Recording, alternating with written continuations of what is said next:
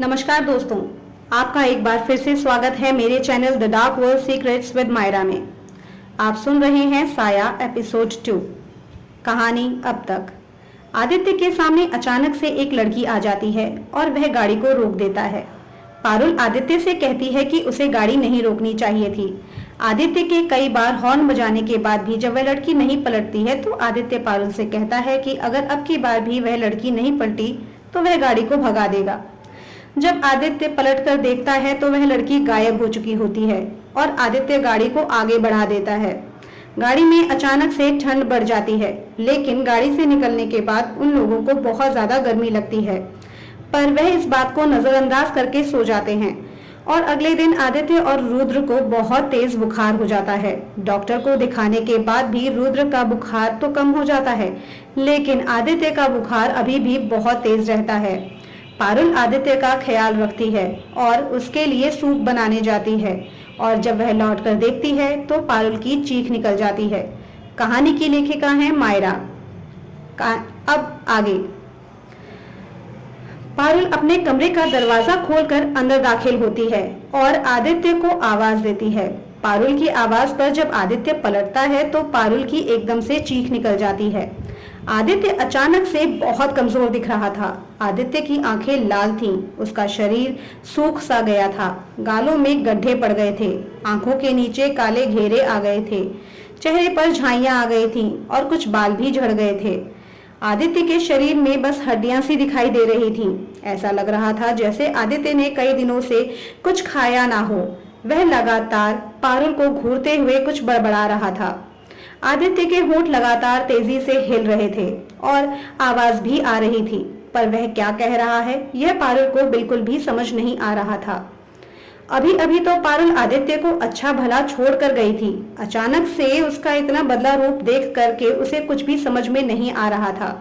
वह हैरानी से आदित्य को देख रही थी। जब वह कुछ समझ नहीं पाई तब पारुल कमरे से बाहर निकली और सोफे पर बैठकर सोचने लगी, और साथ ही साथ उसकी आंखों से आंसू भी निकलने लगे।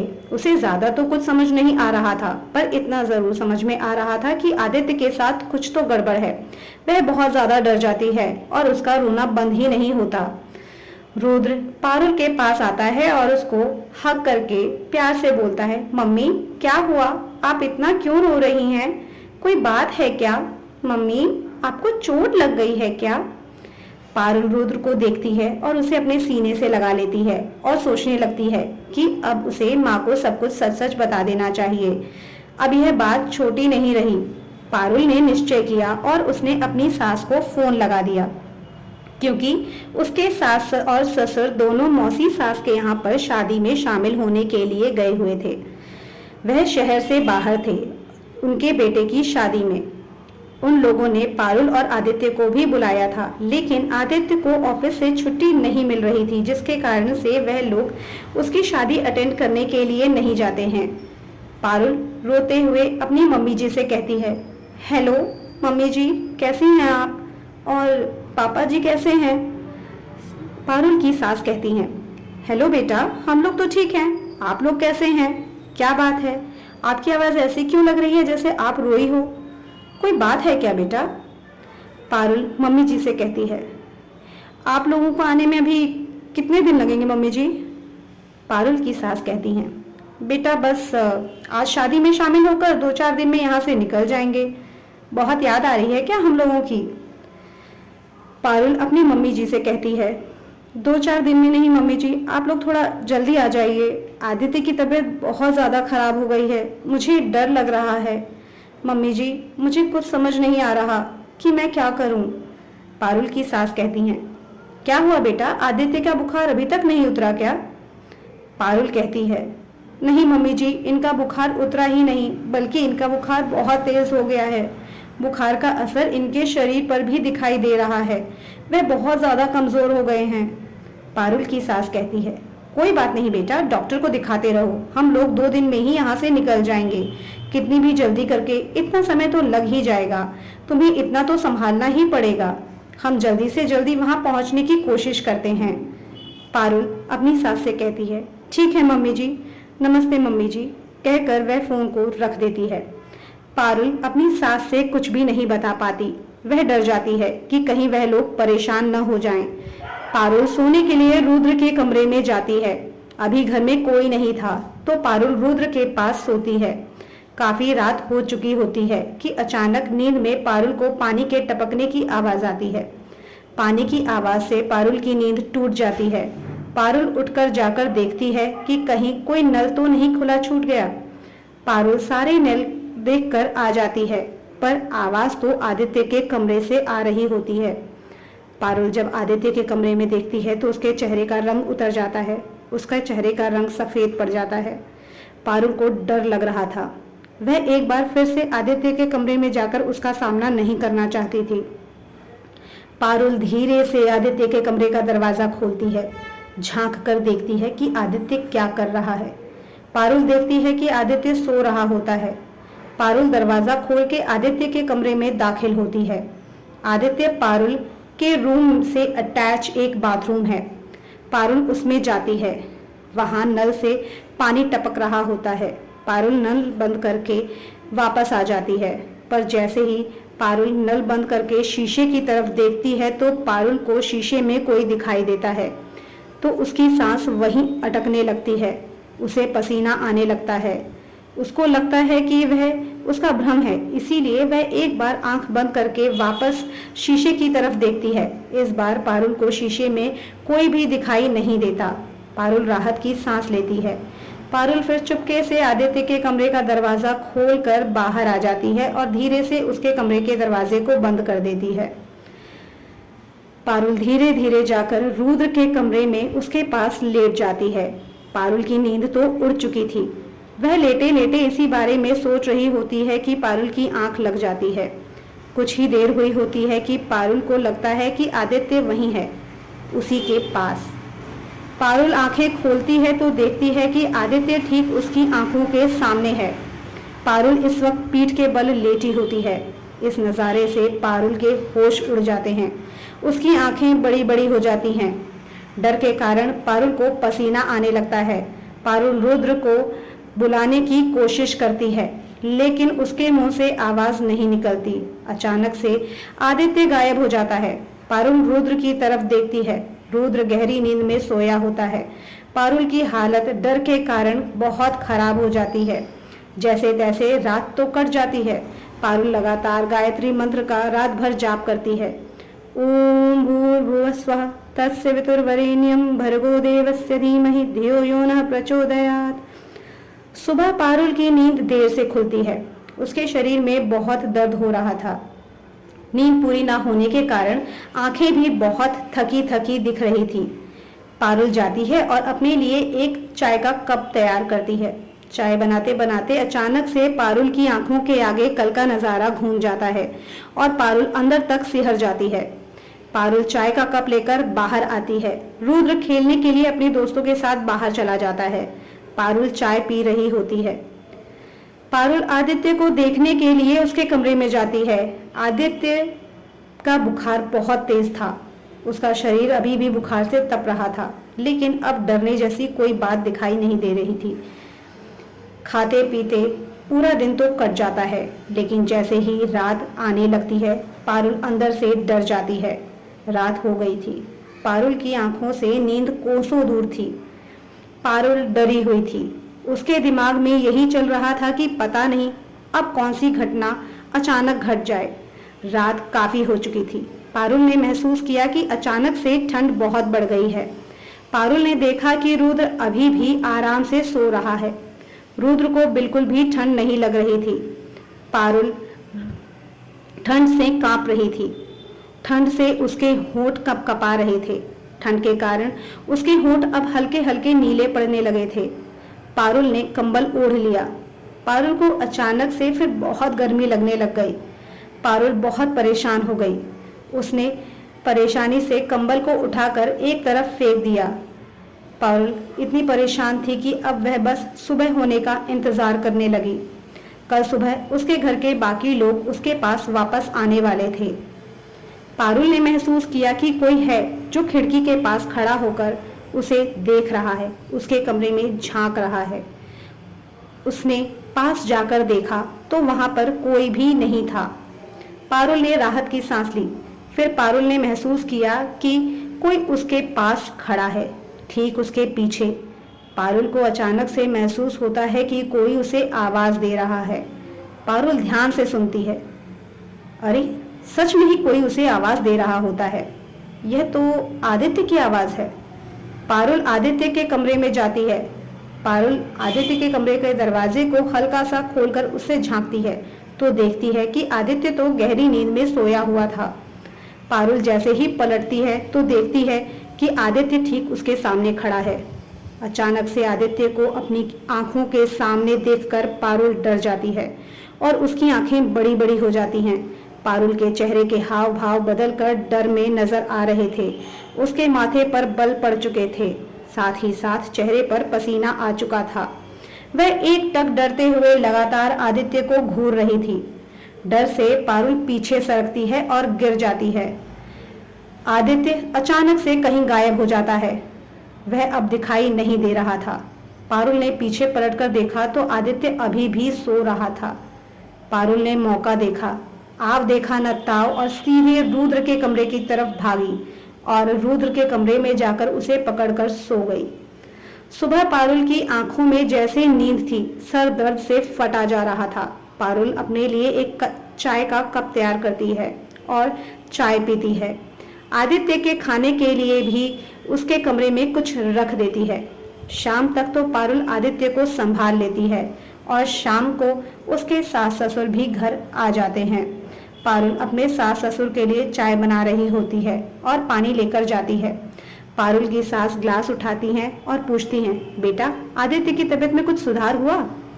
पारुल रोने लगती है और कहती है, नहीं मम्मी जी, इनकी तबीयत में कोई भी सुधार नहीं हुआ है। इनकी तबीयत अभी भी वैसी ही है। पारुल की सास बहू को हिम्मत बंधाती हैं और उसे चुप कराती हैं। कहती हैं, बेटा, कोई बात नहीं, आदित्य ठीक हो जाएगा, इतनी चिंता मत करो, मैं आ गई हूँ ना। पारुल बेटा, अगर तुम हार मान जाओगी तो आदित्य और रुद्र का ख्याल कौन रखेगा? अब तो यह वक्त आया है कि मेरी बहू को मजबूत बनना है और तुम तो हार मान रही हो। पारुल कहती है, नहीं मम्मी जी, ऐसी बात नहीं है, बस इनकी ऐसी हालत देखकर मेरी हिम्मत जवाब दे रही है। अब आदित्य की मम्मी उससे मिलने के लिए जाती हैं, उसे देखने के लिए। आदित्य की मम्मी दरवाजा खोलती हैं तो वह देखती हैं कि आदित्य बेड पर लेटा हुआ है, उसने कुछ ओढ़ा हुआ है। आदित्य की मम्मी आदित्य को आवाज देती हैं, आदित्य, आदित्य, बेटा आदित्य। आदित्य जब पलटता है तो उसे देखकर उसकी मम्मी के होश उड़ जाते हैं। उन्हें अपनी आंखों पर विश्वास ही नहीं हो रहा था कि आदित्य की हालत इतनी ज्यादा खराब हो जाएगी। उन्हें कुछ समझ में ही नहीं आ रहा था। आदित्य की मम्मी पारुल के पास वापस आती हैं और कहती हैं, बेटा, आदित्य की तबीयत इतनी ज्यादा खराब हो गई है, तुमने हमें इतनी देर से क्यों बताया? तुम लोग डॉक्टर को तो दिखा रहे हो ना? डॉक्टर क्या कह रहे हैं? आदित्य कब तक ठीक होगा? उसे क्या हुआ है? पारुल कहती है, कुछ नहीं मम्मी जी, सारे टेस्ट हो गए हैं, कोई भी बीमारी समझ में नहीं आ रही है। बस इनका बुखार है कि उतरने का नाम ही नहीं लेता। दवा भी दे रही हूँ, खाने को भी समय पर देती हूँ, इन्हें पूरा आराम भी मिलता है और इनका बहुत ख्याल भी रखती हूँ, पर इनका बुखार है कि उतरने का नाम ही नहीं ले रहा। इनकी तबीयत दिन ब दिन और खराब होती जा रही है। पारुल की सास उससे पूछती हैं कि बेटा, यह तो उसी दिन से हो रहा है ना जिस दिन तुम लोग पार्टी से देर रात घर आए थे? पारुल अपनी मम्मी से कहती है, हाँ मम्मी जी, यह सब उसी दिन से शुरू हुआ है जिस दिन हम लोग अपनी पार्टी से देर रात घर से लौटे थे। क्या तुम मुझे सब कुछ बता सकती हो कि उस दिन क्या क्या हुआ था? आदित्य की तबीयत इतनी खराब होने की क्या वजह हो सकती है? तबीयत खराब हुई समझ में आता है, लेकिन उसकी तो बीमारी का भी पता नहीं चल रहा। आखिर उसको हुआ क्या है? मम्मी जी, उधर हुआ यह था कि हम लोग पार्टी में लेट हो गए थे और हम लोग को आने में बहुत ज़्यादा देर हो गई थी, तो हम लोग गाड़ी भी जल्दी चलाकर आ रहे थे। इन्होंने एक शॉर्टकट ले लिया। यह गाड़ी चला रहे थे कि अचानक से कोई सामने आ गया। मैंने इनको कहा भी कि गाड़ी मत रोकिए, हमें गाड़ी नहीं रोकनी चाहिए, यह रास्ता बहुत सुनसान है और हम इस रास्ते के बारे में बिल्कुल भी नहीं जानते। रास्ता भी काफ़ी सुनसान था, इसीलिए रात भी काफ़ी ज़्यादा हो गई थी और मुझे डर बहुत ज़्यादा लग रहा था मम्मी जी। और मैंने उन्हें कहा भी कि गाड़ी को भगा लीजिए, लेकिन मम्मी जी आदित्य ही मुझे कहने लगे कि क्या पता इतनी रात में किसी को हमारी ज़रूरत हो और हमें उसे नज़रअंदाज करके सिर्फ अपने मतलब के लिए जल्दी जाने के चक्कर में यहाँ से उसे अकेला नहीं छोड़ देना चाहिए। हम लोग यह बात कर ही रहे थे कि अचानक से वह कहीं गायब हो गई। हमें बिल्कुल भी दिखाई नहीं दे रही थी। हमें नहीं पता कि वो कहाँ गई। हमने उसे हर तरफ देखा। उसके बाद मम्मी जी आदित्य ने गाड़ी को भगा लिया और हम लोगों ने थोड़ी देर में महसूस किया कि गाड़ी में अचानक से ठंड बहुत ज़्यादा बढ़ गई है। हमें लगा कि रात की वजह से ठंड बहुत ज़्यादा लग रही है और हम अक्सर रात में नहीं निकलते हैं, इस वजह से ऐसी समस्या हो रही है। लेकिन इसकी वजह कुछ और ही थी। अचानक से जब हम गाड़ी से बाहर निकले तो हमें बहुत ज़्यादा गर्मी लगने लगी, पर हम लोगों ने इस बात को नज़रअंदाज कर दिया। जैसे तैसे हम लोग घर पहुंचे थे, इसीलिए हम लोग सोने के लिए चले गए। हमें यह समझ में नहीं आ रहा था कि अचानक में कार में इतनी ठंड कैसे बढ़ गई और अचानक से इतनी गर्मी बाहर कैसे हो सकती है। पर आदित्य को कल सुबह जल्दी उठकर ऑफिस जाना था, इसीलिए हम लोगों ने इस बात पर ज़्यादा ध्यान नहीं दिया और आप लोगों को भी नहीं बताया। हमने सोचा कि यह बात इतनी ज़रूरी नहीं है। उसके बाद अगले दिन आदित्य और रुद्र दोनों की तबीयत खराब हो गई और यह बात तो आपको पता ही है कि दोनों को बुखार हो गया था। डॉक्टर को बुलाया गया। रुद्र की तो तबीयत ठीक हो गई मम्मी जी, लेकिन आदित्य की तबीयत बिगड़ती जा रही है। पारुल की सास उससे कहती हैं, सुनसान रास्ते पर देर रात में गाड़ी के सामने कोई आ गया था और तुम लोगों को यह बात जरूरी नहीं लगी? देर रात में भूत प्रेत घूमते हैं, क्या तुम्हें यह नहीं पता? तुम्हें बताना चाहिए था ना बेटा, इतनी बड़ी बात तुम लोगों ने हमसे छुपाई। पारुल मम्मी जी से कहती है, क्या हुआ मम्मी जी, आप ऐसा क्यों कह रही हैं कि हमें इतनी बड़ी बात आपसे छुपाई है? पारुल की सास उससे कहती हैं, मैं ऐसा इसलिए कह रही हूँ क्योंकि हो सकता है कि तुमसे जो टकराया हो वह इंसान ही ना हो। इतनी रात को तुमसे जो टकराया वह इंसान कैसे हो सकता है? वो कोई नकारात्मक ऊर्जा ही होगी। तुम समझ रही हो कि मैं क्या कहना चाहती हूँ? पारुल मम्मी जी की तरफ हैरानी से देखती है और कहती है, हाँ मम्मी जी, मैं समझ रही हूँ कि आप क्या कहना चाहती हैं, लेकिन अब हम क्या कर सकते हैं? अब हमें क्या करना चाहिए? पारुल की सास उससे कहती हैं, अब हमें किसी बाबा को ढूंढना पड़ेगा। मुझे लग रहा है कि यह कोई ऊपरी हवा है या कोई नकारात्मक ऊर्जा या कोई आत्मा थी जो तुम लोगों से टकरा गई। अब उसे छुटकारा पाने के लिए हमें किसी सकारात्मक ऊर्जा को ढूंढना होगा और सकारात्मक ऊर्जाएं बाबा के पास होती हैं। बाबा को ढूंढेंगे, लेकिन बाबा को ढूंढा कहाँ जाए? पारुल हैरानी से अपनी सास को देखते हुए कहती है, हमें कोई जानकारी भी तो नहीं है इसके बारे में। पारुल की सास उससे कहती हैं, बेटा मेरी एक सहेली है जो कि बाबा को जानती है, क्योंकि उसने कुछ समय पहले ही अपने घर की शुद्धि करवाई थी, इसीलिए हम उनसे बात करेंगे। पारुल कहती है, ठीक है मम्मी जी, जैसा आपको सही लगे। मिसेस खुराना अपनी एक सहेली को फोन करती हैं। फोन की रिंग बजती है।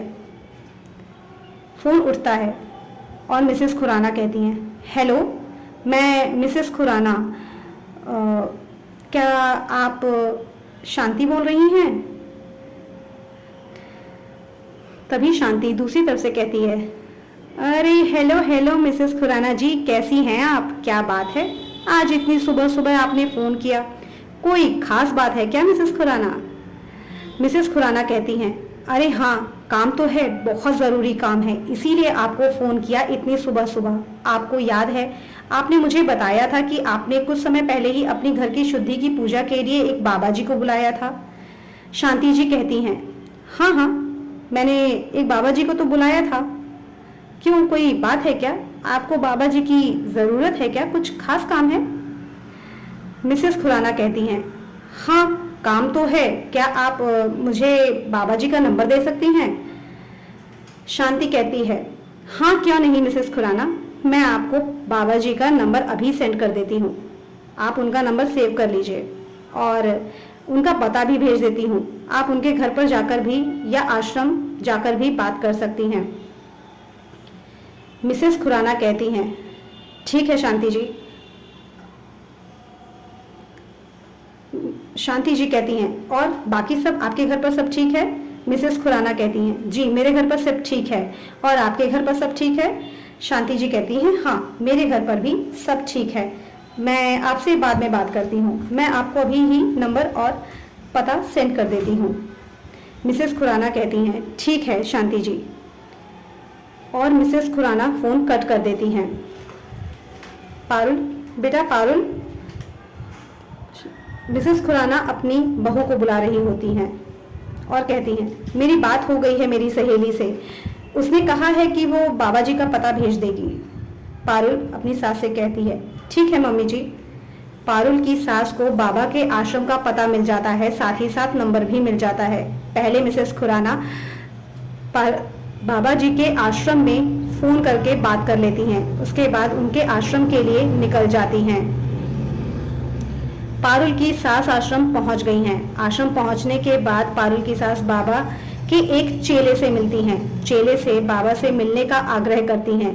चेला जाके बाबा जी को सारी बात बता देता है, उनसे मिलने के लिए कोई आया है और क्या कारण है यह भी बता देता है। बाबा चेले से उस व्यक्ति को अंदर लाने के लिए कहते हैं। मिसेस खुराना जब बाबा जी से मिलती हैं तो उनसे विनती करती हैं कि बाबा जी मुझे आपकी सहायता की आवश्यकता है। बाबा जी मिसेस खुराना से पूछते हैं कि क्या हुआ है, आप मुझे कुछ बताएंगी? मिसेस खुराना बाबा जी से अब तक की सारी बात बता देती हैं कि उनके बेटे की तबीयत बहुत ज़्यादा खराब है और यह तबीयत उस दिन से खराब है जिस दिन वह और पारुल यानी कि आदित्य की पत्नी घर आने में देर से आते हैं। उन्होंने यह भी बताया कि उस दिन उन्होंने एक छोटा रास्ता अपनाने की गलती कर ली थी। वह रास्ता बहुत सुनसान था और उस रास्ते में उन्हें कोई मिल गया था जो अचानक से उनकी गाड़ी के सामने आ गया था। बाबा जी मिसेस खुराना की बात समझ गए और उनके साथ चलने को मान गए। इधर पारुल और परेशान हो रही थी, उसे समझ ही नहीं आ रहा था कि वह क्या करे। फिर रात हो चली थी और रात गहराने लगी थी। पारुल की सास भी घर पर नहीं थी। ससुर जी और देवर तो थे, लेकिन वह तो आगे वाले कमरे में सो रहे थे। पारुल का डर बढ़ने लगा। सब लोगों ने खाना खा लिया था और अब सब लोग सोने के लिए चले गए थे। पारुल रुद्र को सुला रही थी, धीरे धीरे लोरी गा रही थी और उसी के पास सो रही थी। रुद्र को सुलाते सुलाते पारुल की भी आंख लग गई थी। देर रात को अचानक पारुल को किसी के रोने की आवाज सुनाई दी। रोने की आवाज कान में पड़ने से पारुल की नींद टूट गई। अब पारुल को भी यकीन हो चला था कि उसकी सास जो कह रही है वह बात सही है। यह सब कुछ ऊपरी हवा का असर है। आदित्य की ऐसी हालत और उसकी बदले हुए हाव भाव को देखकर वह समझ रही थी और साथ ही साथ उसके कई बार पारुल पर आक्रमण भी किया था। पारुल की सास को आश्रम पहुंचने में थोड़ा समय लग जाता है। आदित्य अचानक से बेचैन होने लगता है, वह चीखने चिल्लाने लगता है। आदित्य बहुत ज्यादा परेशान दिखाई दे रहा था। वह बेचैनी से नजरें इधर उधर तेजी से दौड़ाता है। वह हाँफ भी रहा था, साथ ही साथ गुस्से में दांत चबाते हुए गुर्रा भी रहा था। पारुल की सास बाबा के आश्रम पहुंच गई हैं। पारुल की सास बाबा से मिलती है, उन्हें अपने घर में हो रही सभी घटनाओं को बता चुकी हैं। साथ ही साथ वह बाबा के आश्रम में इस वक्त आराम कर रही थी, क्योंकि उन्होंने बाबा को जब सारी बात बताई तो बाबा जी ने कहा कि अभी वह इस समय आश्रम को नहीं छोड़ सकते हैं, वह आश्रम को कल सुबह ही छोड़ेंगे। इसीलिए उसकी सास को वहीं आराम करना पड़ता है और सुबह का इंतजार करना पड़ता है कि वह बाबा को लेकर अपने घर के लिए निकल सके। काफी रात हो चुकी थी। पारुल के अंदर का डर बढ़ने लगा था। रात में अचानक से पारुल ने किसी के रोने की आवाज सुनी। पारुल के अंदर डर तो था, लेकिन उसका मन हुआ वह जाकर देखे कि कौन रो रहा है। रोने की आवाज किसी लड़की की थी। पारुल बिस्तर से उठी और धीरे धीरे कदम आगे बढ़ाने लगी। पारुल ने अपने कमरे का दरवाजा खोला। अगले ही पल पारुल कमरे से बाहर थी। जैसे जैसे वह कदम बढ़ा रही थी वैसे वैसे उसके अंदर का डर भी बढ़ता जा रहा था। पारुल आंखें बड़ी बड़ी करके इधर उधर देखते हुए धीमे धीमे कदमों से लड़खड़ाते हुए चल रही थी। इस वक्त उसके कदम डगमगा रहे थे। डर के कारण पारुल को पसीना भी बहुत ज्यादा आ रहा था। पारुल धीरे धीरे चलते हुए आगे बढ़ रही थी। इस वक्त उसकी धड़कनें बहुत तेज चल रही थी, धौंकनी की तरह। ऐसा महसूस हो रहा था कि वह अपनी धड़कनों की आवाज सुन सकती है। उसकी सांसें उखड़ रही थीं। क्या करेगी अब वह आत्मा पारुल और आदित्य के साथ? क्या समय से पहुंच पाएंगी पारुल की सास उसके पास, या होने वाली है कोई अनहोनी? जानने के लिए बने रहिए मेरे साथ और सुनते रहिए साया, केवल the dark world secrets with Myra में। यदि आप कहानी पढ़ने के शौकीन हैं तो आप इसे मेरे प्रतिलिपि प्रोफाइल पर जाकर पढ़ सकते हैं। धन्यवाद।